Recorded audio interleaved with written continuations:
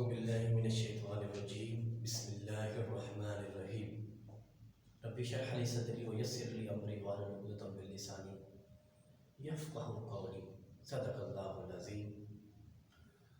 First year کے عزیز طلباء، آج جو ہے ہم اپنا سبق جو ہمارا آج کا لیکچر ہے وہ حدیث کے اوپر مشتمل ہے۔ آج کوشش کریں گے کہ ہم 3 سے 4 حدیث پڑھ لیں اور اسی ٹاپک کے اندر حدیث کو جو ہے وہ مکمل کر لیں، ٹھیک ہے؟ تو پہلی حدیث جو ہے وہ رحم کی اہمیت کے متعلق ہے۔ لا یرحمہ اللہ من لا یرحم الناس، اللہ اس شخص پر رحم نہیں کرتا جو دوسروں پر رحم نہیں کرتا۔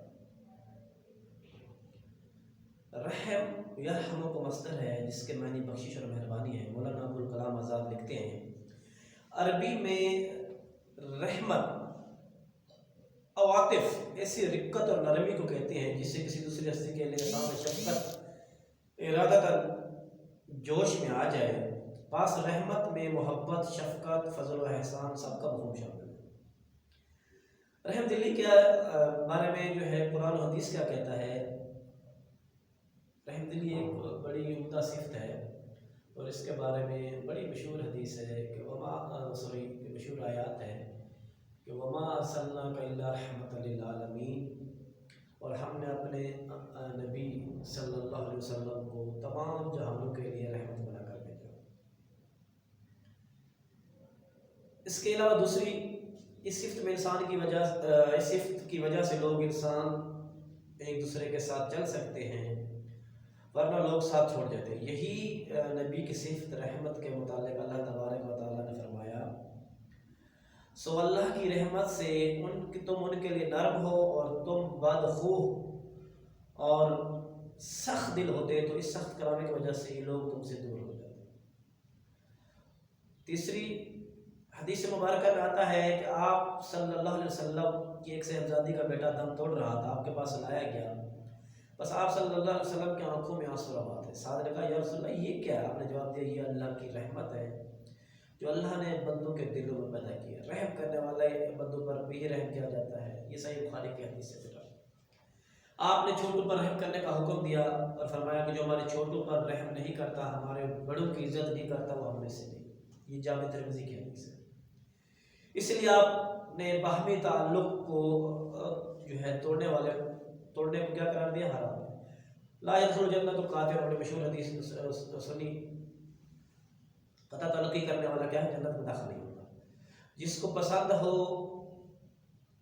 اس کے رزق میں وسعت ہوگی اور اس کی عمر میں بھی برکت ہوگی، اور اسے چاہیے کہ وہ صلہ رحمی کرے۔ حدیث قدسی میں اللہ تعالیٰ نے خود اپنی صفت رحمت کا بیان کیا۔ ارشاد نبی اللہ تعالیٰ فرماتے ہیں میری رحمت میرے غضب پر حاوی ہے۔ اگر یہ صفت رحمت حاوی نہ ہوتی تو اب تک دنیا تباہ ہو چکی ہوتی۔ لوگوں کے ساتھ رحم دلی کا سلوک کیا جائے، اللہ تعالیٰ بھی انسانوں پر رحم کرتا ہے۔ ارشاد نبی ہے تم زمین والوں پر رحم کرو، آسمان والا تم پر رحم کرے گا۔ جو انسان لوگوں پر رحم نہیں کرتا تو اللہ تعالیٰ بھی اس پر رحم نہیں کرتا، جو لوگوں پر رحم نہیں کرتا تو اللہ تعالیٰ اس پر رحم نہیں کرتا۔ یہ تھا بیٹا رحم کے متعلق جو ہے حدیث ہے۔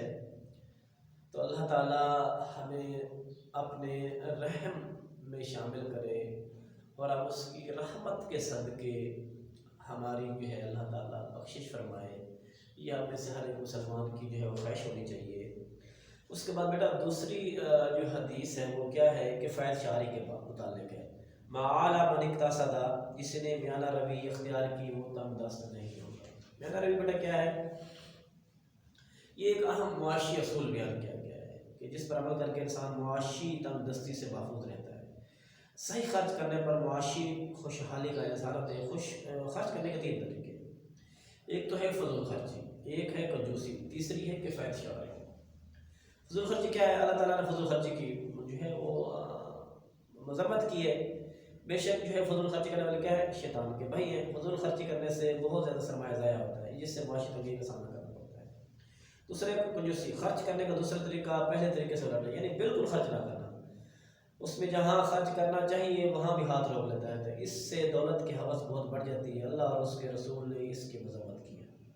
تیسری ہے بیٹا کفایت شعاری، خرچ کرنے کا تیسرا طریقہ کفایت شعاری کا مطلب یہ خرچ کرنے میں نہ فضول خرچی کی جائے نہ کنجوسی، بلکہ درمیان کا راستہ اختیار کیا جائے، جہاں جتنی ضرورت اتنا خرچ کیا جائے، جہاں ضرورت نہ ہو تو ہاتھ روک لیا جائے۔ اس سے انسان معاشی طور پر محتاج نہیں ہوتا بلکہ معاشی مضبوطی حاصل کر لیتا ہے۔ تو ہمیں بھی بیٹا یہی اصول رکھنا چاہیے، کنجوسی سے بھی بچنا چاہیے، فضول خرچی سے بھی بچنا چاہیے، بلکہ کیا میانہ روی اختیار کرنی چاہیے، جو ہماری انکم ہے اسی کے مطابق جو ہے وہ خرچ کرنا چاہیے۔ اس کے بعد بیٹا اگلی حدیث ہے، اس میں ماں کا جو ہے مقام مرتبہ بتایا گیا ہے۔ یہ آپ نے حدیث بڑی سنی ہوئی ہے، اس کو ایک دفعہ دوبارہ یاد کے لیے ریپیٹ کر لیتے ہیں۔ الجنت تحت الاقدام الامہات، کہ جنت ماؤں کے قدم کے نیچے ہے۔ اس نے سلوک، والدہ کا پہلا حق اور مقام یہ ہے کہ اس کے ساتھ اس نے سلوک کیا جائے۔ اللہ تعالیٰ فرمایا کہ بالوالدین احسانا، ماں باپ کے ساتھ اس نے سلوک کے ساتھ پیش ہو۔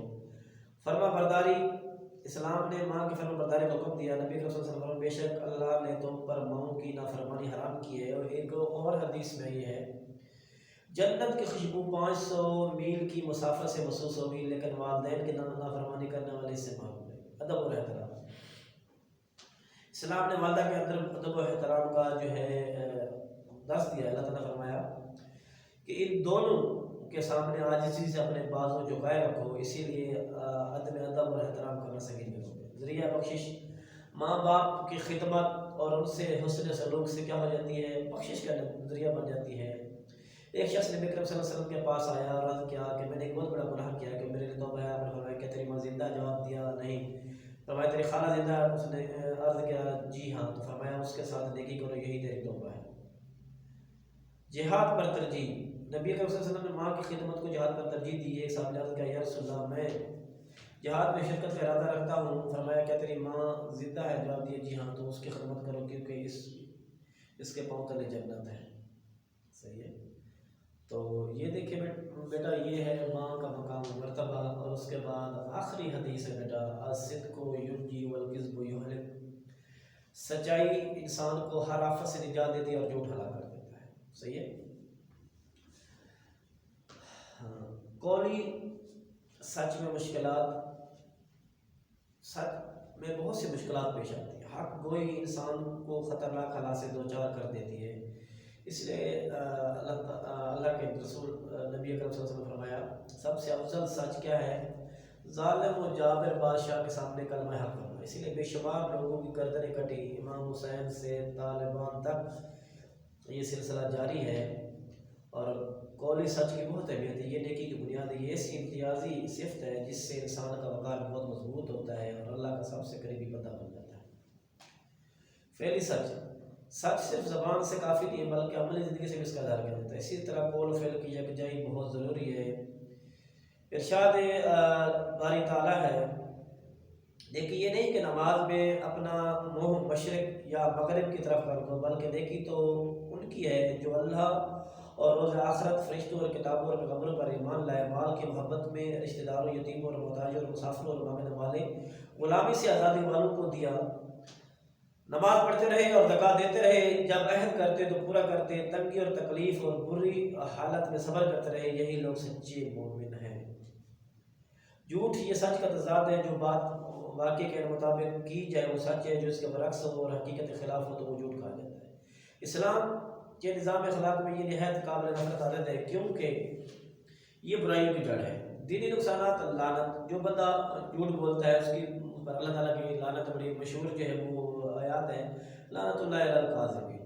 اور آج ہم اس لعنت میں مبتلا ہیں، ہمارے معاشرے میں جھوٹ کا چلن جو عام ہو چکا ہے، تو یہی وجہ ہے کہ ہم ناکامی سے دوچار ہیں۔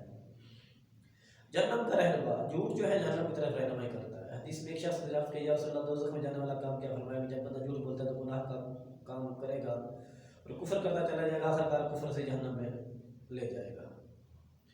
ہدایت سے محرومی، جھوٹ کا عادی انسان اللہ تعالیٰ کی ہدایت سے محروم ہو جاتا ہے۔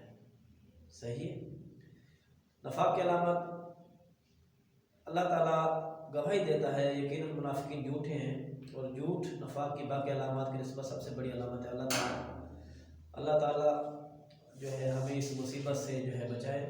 اور یہ جو ہے آج کا لیکچر ہے بیٹا، یہ جو حدیثیں میں نے آپ کے سامنے بیان کی ہیں، آپ نے ان حدیثوں کے اندر جو ہے مثلا سچ اور جھوٹ، اس میں ایک حدیث اور ایک آیت جو ہے وہ بتانی ہے، ماں کے مقام مرتبے کے اندر بھی ایک حدیث اور ایک آیت جو ہے وہ بتانی ہے،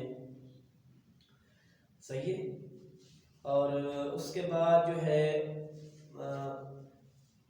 کفایت شعری کے اوپر حدیث ہے بیٹا، اس کے اندر فضول خرچی، کنجوسی اور کفایت شعری کی تعریف لکھنی ہے بیٹا، اور اس کے بعد رحم کی اہمیت کے متعلق ہے بیٹا، اس کے اندر بھی جو ہے آپ نے 2 سے 3 حدیثیں جو ہے وہ بتانی ہے، صرف اس کا ریفرنس دینا ہے، فلاں حدیث ہے اس میں ایک یا آدھی لائن جو ہے وہ بتا دینی، آگے جو ہے وہ خود بخود بتا سمجھ جاتا ہے، یعنی مختصر کر کے لکھنی ہے، یہ نہیں کہ پوری حدیث نہیں لکھنی آپ نے، صرف 2-3 ورڈ یا 4 اس کا ریفرنس دینا ہے، یہ حدیث ہے، تو مجھے آئیڈیا ہو جائے گا کہ بھئی یہ حدیث بچہ جو ہے بتا رہا ہے، ٹھیک ہے۔ پوری حدیث نہیں لکھنی، 2-3 الفاظ ہوں، 5 الفاظ ہوں، 6 بس اسی کے اندر۔